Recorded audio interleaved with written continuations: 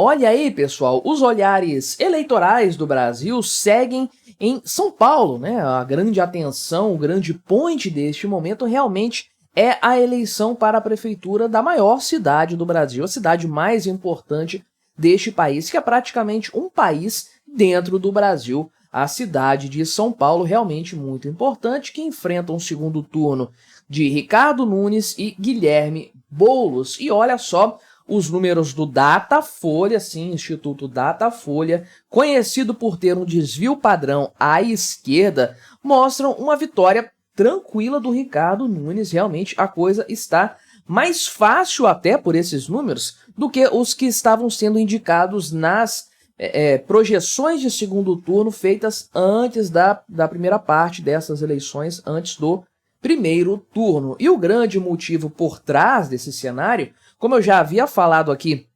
anteriormente, avaliando as possibilidades futuras para o segundo turno, especialmente em São Paulo, é a questão da rejeição. A rejeição contra o Guilherme Boulos é absurdamente alta e inviabiliza a sua eleição. Será que são 80 milhões de reais de campanha jogados na lata do lixo?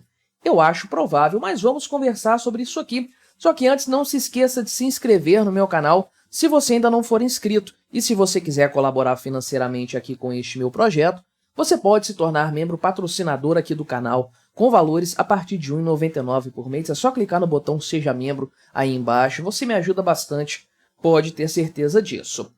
Reforço, pesquisa Datafolha sempre tende à esquerda. É impressionante. As recorrentes pesquisas mostram isso, especialmente aquelas eleitorais, que vão ser posteriormente confirmadas ou desmentidas nas urnas, né? Então, a gente já levanta a dúvida sobre isso aqui e coloca um grande questionamento a respeito dos números apresentados, que tendem a ser não tão à esquerda assim. Só que nem mesmo o Datafolha consegue mudar a realidade de que o Guilherme Boulos é um candidato muito pouco provável para se tornar o prefeito de São Paulo em 2024, justamente por causa da questão da rejeição. Então, olha só, atualmente, na pesquisa feita agora, divulgada hoje, dia 17 de outubro, dia que eu estou gravando este vídeo, né? As entrevistas foram feitas terça, quarta e quinta, hoje ainda, né? E já no contexto daquela crise energética ali, milhões de pessoas ficaram sem energia por causa do apagão, né, temporal que teve no final da semana passada. Não sei nem se está todo mundo com energia elétrica nesse momento, porque tinha bastante gente, sim, sem energia. Então, na comparação com a avaliação anterior, a margem aqui do Ricardo Nunes caiu. Ele estava com 55% na pesquisa anterior, agora está com 51% das intenções de voto. Então, sim, houve uma queda. Só que, primeiro, isso está dentro da margem de erro, né? São 2 pontos percentuais aqui. Se você considera, né, a questão ali, 3 pontos percentuais, aliás, né?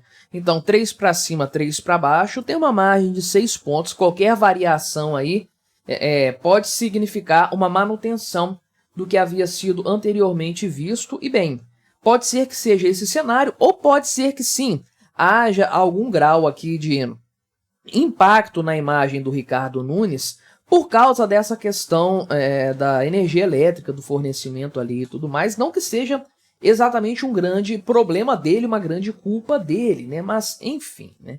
A verdade, contudo, é que o Guilherme Boulos manteve o seu patamar em relação à pesquisa anterior. O que variou aqui foi o voto em branco, né, ou voto nulo, o que na prática favorece quem está em primeiro lugar. A coisa é simples de entender.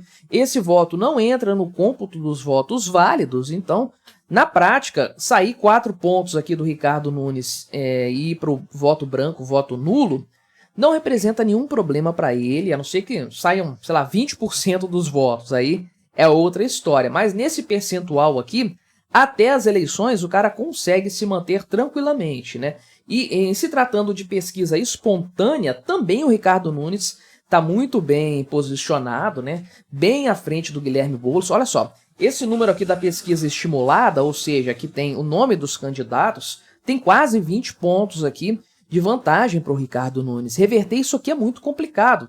É quase um cenário Maria do Rosário lá em Porto Alegre. Maria do Rosário está pior ainda, com certeza, mas é um cenário difícil de ser revertido se os números forem corretos de fato aí, né? Mas mesmo na pesquisa espontânea, o Ricardo Nunes está muito bem posicionado na comparação com o Guilherme Boulos. Enfim, todos os cenários apontam isso aí, né? Como já era de se esperar, quem votou no Pablo Marçal no primeiro turno vai migrar os votos para o Nunes. É natural que isso aconteça, né? Embora a fatia tenha caído dos eleitores aqui, né? Antes, 84% dos eleitores do Marçal estavam decididos a votar no Nunes. Isso caiu para 77% agora. A verdade é que a margem de erro é muito grande nesse segmento, nessa pesquisa específica, são 6 pontos. E, bem, né? Tem um percentual muito baixo de eleitores do Marçal que vão votar no Guilherme Boulos. Isso aqui não vai mudar. Esse pessoal pode até desanimar de votar no segundo turno, fazer um voto nulo, um voto em branco, isso aí pode acontecer, né? Aliás, quem que sai de casa no segundo turno para votar branco? Só para compor ali, de fato, a questão do comparecimento, né? Faça-me o favor. Mas, enfim, esses votos não vão migrar para o Boulos. É determinante. Isso não vai acontecer, né? Então, e olha só, os eleitores da Tabata Amaral, 50% vão votar no Guilherme Boulos, né? E uma parte considerável aqui, no atual momento, 27%, vão votar no Nunes. Então, o Boulos não está conseguindo sequer reverter os votos de esquerda. É impressionante isso aqui, né? Então, como era de se esperar, os eleitores do Bolsonaro majoritariamente vão votar no Nunes, aqueles que votaram em Bolsonaro em 2022, 83% dos votos, só que o mesmo não se aplica aos eleitores do Lula. Majoritariamente sim, praticamente 2/3, mas o percentual é menor, 65%. Ou seja, né, há uma grande parcela dos eleitores do Lula que ou vão votar em branco agora, não vão sequer votar, ou vão votar no Nunes, pois é o candidato bolsonarista, para você ver como é que as coisas funcionam e como o Lula é um péssimo cabo eleitoral, porque sim, maior parte dos votos do Nunes, aliás, o fato dele chegar no segundo turno como candidato viável e favorito, se deve ao Jair Bolsonaro e ao Tarcísio de Freitas, não ao Nunes, que eu não me canso de falar. É um cara muito fraco e que penou bastante para conseguir passar para o segundo turno. Se não fosse o Bolsonaro e o Tarcísio pegando ele no colo, ele não tinha chegado não, né? Agora, o que realmente pesa nessa história, no segundo turno, é a rejeição.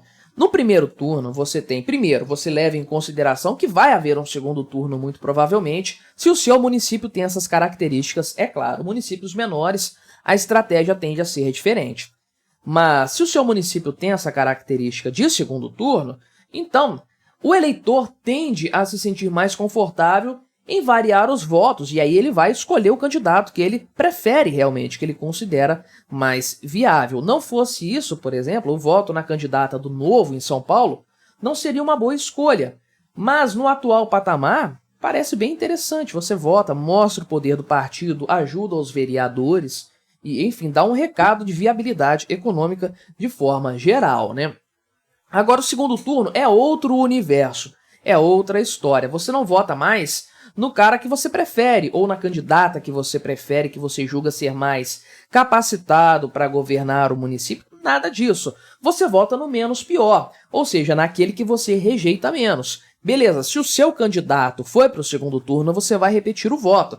Mas perceba que você tem, somando o Nunes e o Boulos, você tem aí cerca de... não chega a 50% dos votos válidos, não.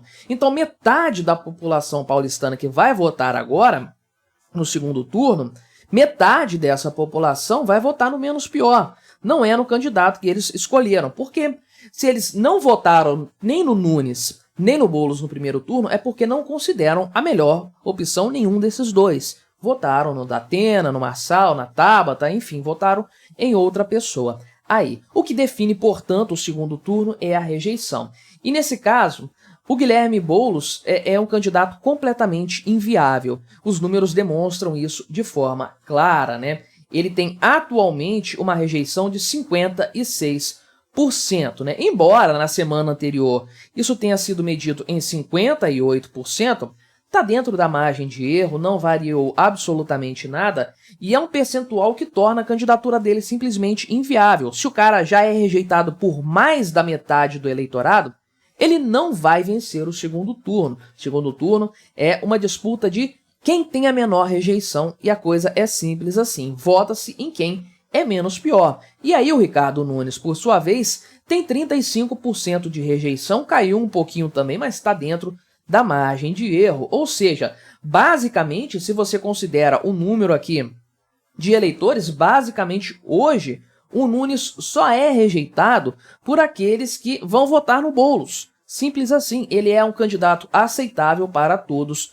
os demais. Por isso é tão difícil hoje para o Guilherme Boulos conseguir reverter esse cenário. E, meu amigo, se isso acontecer de fato, se o Ricardo Nunes vencer as eleições na cidade de São Paulo, na capital paulista, isso vai significar que o PSOL sairá destas eleições sem nenhuma prefeitura, não conseguiram fazer um mísero prefeito e, de forma geral, PT e PSOL terão desperdiçado 80 milhões de reais numa campanha fracassada. Belo e moral, lindo de se ver. Se você quiser ver outra análise aqui no meu canal sobre questões eleitorais, vou deixar este vídeo recomendado aqui do lado para você continuar assistindo ao meu conteúdo. Não se esqueça de se inscrever no meu canal se você ainda não for inscrito e até a próxima.